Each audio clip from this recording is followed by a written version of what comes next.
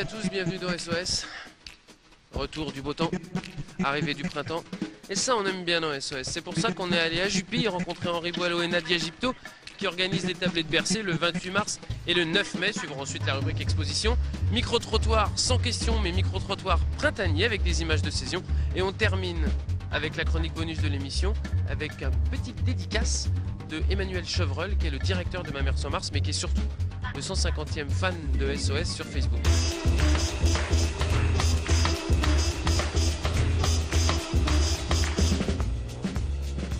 Nous sommes avec Nadia Gypto, bonjour. Vous êtes auteur jeunesse et également présent avec nous Henri Boileau, qu'on ne présente plus, guide, conférencier, amoureux de la Sarthe et du patrimoine. Et on est ensemble pour parler des tablés de Bercé que vous organisez le dimanche 28 mars, mais également le 9 mai prochain. Alors Henri, première question, les tablés de Bercé, ça consiste en quoi ? En fait, c'est une idée super simple. Tout le monde aime bien manger, tout le monde aime bien faire des rencontres à table, en France qui plus est. Et dans notre coin où il y a aussi beaucoup de bonnes choses à manger, et des écrivains et des artistes, on s'est dit que ce serait sympa d'inviter les gens à venir partager la table d'écrivains et d'artistes qu'on invite régulièrement. Et ce qui se passe et qui s'est déjà passé une première fois, c'est que la rencontre tranquille à table va bien au-delà d'une rencontre trop rapide dans un salon du livre ou une librairie comme on en voit beaucoup, on a beaucoup de choix dans notre département. En fait, quand on a mangé avec les gens comme ça, on a vraiment envie de continuer le partage, on continue autour du café, on discute et les gens évidemment repartent avec un livre, un DVD, quelque chose de l'artiste, un souvenir et ils sont très contents d'avoir eu une rencontre privilégiée avec lui, quoi. Oui, et puis la particularité de ces tablés de Bercé, c'est que les auteurs que vous invitez, on peut dire que c'est un peu des auteurs du cru.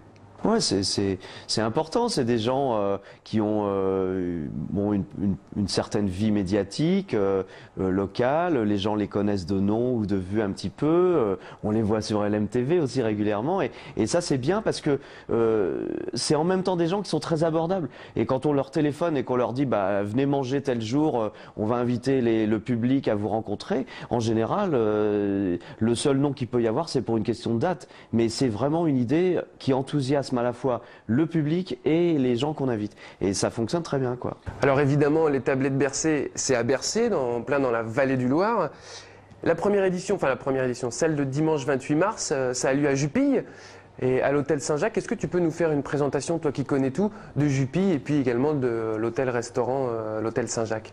Jupille, c'est un joyau dans son écrin, c'est un petit village tellement typique et pittoresque qui est au cœur de la forêt, parce que quand vous regardez la carte, la forêt de Bercé, elle fait une sorte de fer à cheval, et Jupille, vous allez juste au milieu du fer à cheval, en lisière de la forêt, et vous avez ce village qui en plus est très vivant, il a gardé ses commerces, et notamment ce bel hôtel-restaurant Saint-Jacques, qui a maintenant sa crêperie où on se trouve, et c'est vraiment un lieu convivial, chaleureux, qui vit tous les jours. Quand vous prenez un café au Saint-Jacques, la porte, il y a quelqu'un qui la pousse toutes les 5 minutes pour boire un pot, rencontrer des amis. Il y a les ouvriers qui viennent manger le midi, les ouvriers qui construisent Carnuta en ce moment. Et donc c'est vraiment un lieu très sympa. Donc on s'est dit forcément, si on fait des repas dans l'environnement du massif de Bercé, on va les faire en partenariat avec les petits restaurants qui se trouvent tout autour ou dans la forêt, comme l'Hermitière, on ira un jour aussi. Et le Saint-Jacques, c'était évident qu'il fallait en faire un partenaire privilégié de ces tablés de Bercé. Alors oui, donc le 28 mars à l'hôtel Saint-Jacques, et par contre le 9 mai, c'est... Le relais de Saint-Hubert. Le relais de Saint-Hubert. Voilà, on est en train d'envisager une des prochaines tablées au relais de Saint-Hubert, que chacun connaît parce qu'il est sur un rond-point très connu sur la commune de Marigny-l'Aillé, mais c'est la route qui va du Mans à Tours vers Château-du-Loir. Alors on l'a dit Henri, il y a, donc ce sont des auteurs, on va dire du cru, mais est-ce que vous avez choisi un thème précis pour ces tablés de Bercé ? Au début, on avait envie de faire un petit peu des thèmes, comme par exemple, on en fera, le thème de la forêt viendra certainement, notamment puisqu'on parlait de Carnuta, peut-être au moment où on inaugurera ce beau musée de l'homme et de la forêt à Jupille, qui est vraiment quelque chose de très important pour Jupille.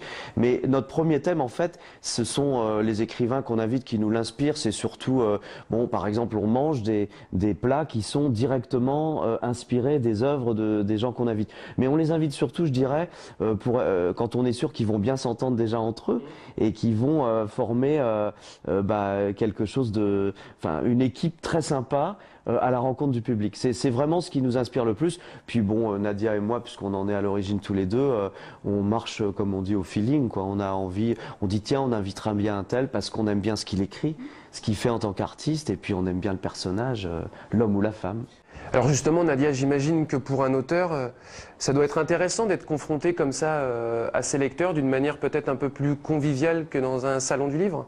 Oui, c'est important parce que quand on est sur un salon du livre, comme tous ces auteurs qui ont quand même l'habitude de rencontrer leur public sur les salons, là au moins on a le temps. C'est vraiment un échange qui se passe en toute tranquillité.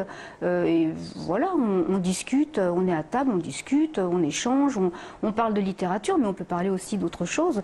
Et ça, c'est un échange qui est riche finalement et qui change un petit peu de tout ce qu'on peut, toutes ces rencontres qu'on fait sur les salons, qui sont très intéressantes aussi, mais qui sont souvent rapides, qui se passent un petit peu dans le bruit, dans la foule.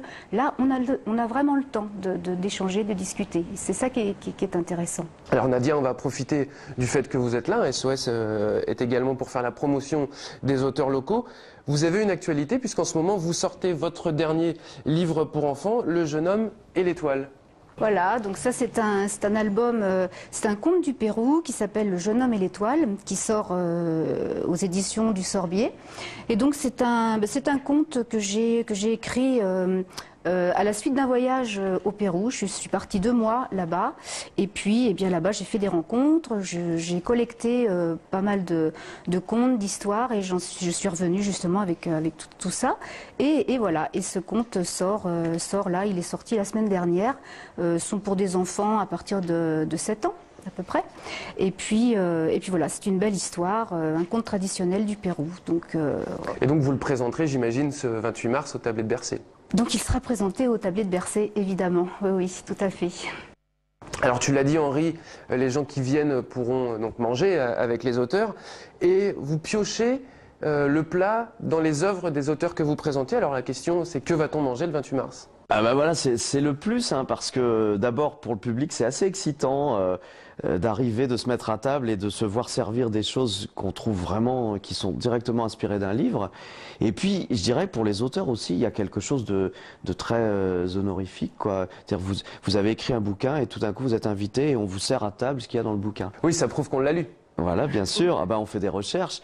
Alors, on travaille d'abord sur on choisit les auteurs qu'on veut inviter et ensuite on plonge dans leur œuvre globale et on cherche comme ça les choses qui peuvent nous inspirer. Alors, ce 28 mars, on aura mangé des choses qu'on trouve par exemple dans les poésies d'Huguette de Huguette Hérin-Travers, qui parle de brouillé et puis de pain levé. Donc on fera du vrai pain bio, levé, etc.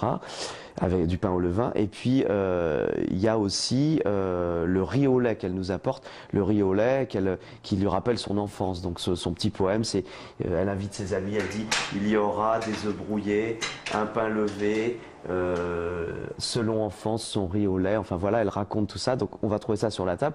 Et puis pour le plat de résistance, on n'a pas été chercher trop loin parce que le juge Jean-Michel Lambert, qui a écrit déjà beaucoup de polars à succès, on trouve bien entendu dans un de ses livres les fameux bœuf carottes et ça nous a donné le plat de résistance qui en plus est très bien cuisiné ici par le patron de l'hôtel Saint-Jacques.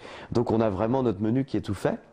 Et puis chez Claude Caillot, autre poète et également biographe de Pierre Reverdy, on s'est juste contenté d'aller chercher le café qui fumait dans les tasses. Voilà, donc on a notre menu comme ça. Ah, tu as oublié la lait turbulente. Et j'oubliais, oui, la lait turbulente du potage génial de Nadia, puisque Nadia fait un beau travail sur les mots valises, on appelle ça comme ça. Et donc on a été chercher sa salade. Voilà, c'est un petit clin d'œil. Donc on peut dire que les tablettes de Bercé, ça a du succès, donc il faut réserver. Pour le 28 mars, on sera un petit peu en retard, quoique, un petit peu à cheval, oui. Et par contre, pour le 9 mai, on sera un peu en avance. Est-ce qu'on peut préciser à nos téléspectateurs quel sera le thème de ces tablettes de Bercé du 9 mai ? Le 9 mai, les réservations commencent déjà, bien sûr, puisqu'on le fait longtemps à l'avance. Et les gens peuvent nous contacter pour cette tablée qui sera faite autour de l'équipe de Rouget le Braconnier, le film de Gilles Cousin, notre réalisateur sartois ami, bien connu. Et c'est vrai qu'il a une très belle actualité puisque 20 ans après, il y a le DVD qui sort enfin. Donc c'est vrai que la presse en a déjà beaucoup parlé, mais nous on voulait que les gens puissent rencontrer l'équipe du film de façon vraiment intimiste pour une tablée spéciale Rouget le Braconnier. Donc là du coup on n'aura pas d'écrivain, mais on aura les gens du film. Et donc justement, si on veut avoir des informations, où est-ce qu'on peut se renseigner pour réserver? On appelle Nadia Gypto. Chez elle. Donc le numéro c'est 02 43 46 24 75 tout simplement. Nadia Gypto, merci. Henri, merci aussi d'avoir accepté l'invitation de Si on sortait. On rappelle donc et on incite tous les téléspectateurs à venir, donc le 28 mars et le 9 mai pour les tablées de Bercé. Et nous on se retrouve tout de suite.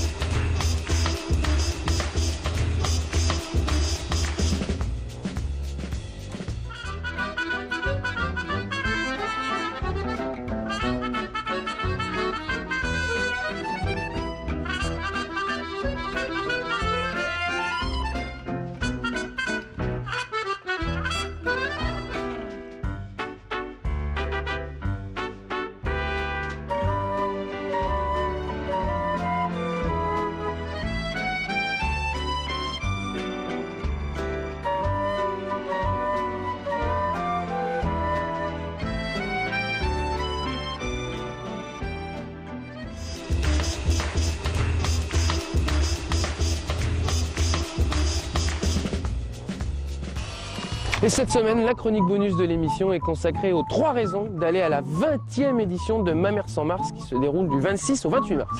La première raison d'aller à Ma Mère sans Mars, c'est que LMTV est partenaire de Ma Mère sans Mars pour la 20e édition et que, évidemment, SOS se doit de parler de Ma Mère sans Mars parce que sinon, en fait, je passe à la compta. Donc, comme j'ai envie de continuer à vous donner, moi, chaque semaine, les bons événements culturels du département, eh ben, je fais mon job. On m'a dit, tu parles de Ma Mère sans Mars, je parle de Ma Mère sans Mars. Mais pour la deuxième et la troisième raison d'aller à Ma Mère sans Mars, c'est carrément un truc de dingue. C'est qu'on a créé une page Facebook avec Maxime, qu'il y a derrière la caméra, et que le 150e fan d'SOS sur Facebook, c'est Emmanuel Chevreul. Alors ça vous dit peut-être rien, Emmanuel Chevreul, mais c'est le directeur de Ma Mère sans Mars. On fait pas les choses bien dans SOS, donc maintenant, c'est à Emmanuel de jouer qui va vous faire la deuxième et la troisième raison d'aller à Ma Mère sans Mars. La deuxième raison d'aller à Ma Mère sans Mars, c'est qu'on peut y voir des films inédits de toute l'Europe et qui sont des films accessibles à tous les publics, qui sont des films drôles, émouvants, qui font peur, 9 longs métrages et 10 courts métrages inédits, donc à pas rater. Alors la troisième raison, c'est que Ma Mère sans Mars c'est aussi un festival, donc dans le festival il y a fête, et que Ma Mère sans Mars a la réputation d'être un festival très festif, où on peut évidemment faire la fête jusqu'au bout de la nuit, et puis en profiter, et même dans la journée, pour discuter avec les comédiens, les comédiennes, les réalisateurs, tous les professionnels du cinéma qui viennent pour présenter leurs films ou pour être dans les jurys, qui sont des gens souvent connus. Et donc on peut discuter avec eux, il n'y a pas de barrière, et c'est vraiment la grande fête quoi, du cinéma. Voilà. C'est bon Emmanuel? Ouais. Tu m'as bien piqué la vedette Ouais, là, j'en pour SOS. rêvais. C'est bien parce que t'es mon 150e fan sur Facebook. Ça a été mon rêve de passer à SOS. Ouais, bah maintenant c'est fait, donc si tu pouvais retourner à Ma Mère, ça Ouais, m'arrangerait. de toute façon c'est plus cool quand même. D'accord. Salut. Ouais, salut. Merci quand même. Allez, à la semaine prochaine. C'est une question un peu difficile, surtout à 13h. Moi je dirais plus de morale. Plus de morale. C'est marrant parce que en plus j'ai un mémoire à faire là. Je suis étudiant à l'université et j'ai un mémoire à faire. Et je pense que je suis juriste aussi, mais le droit ne résout pas tous les problèmes de la crise, notamment économique. Non, c'est rajouter de la morale et du bon sens. Mais c'est une question très vague.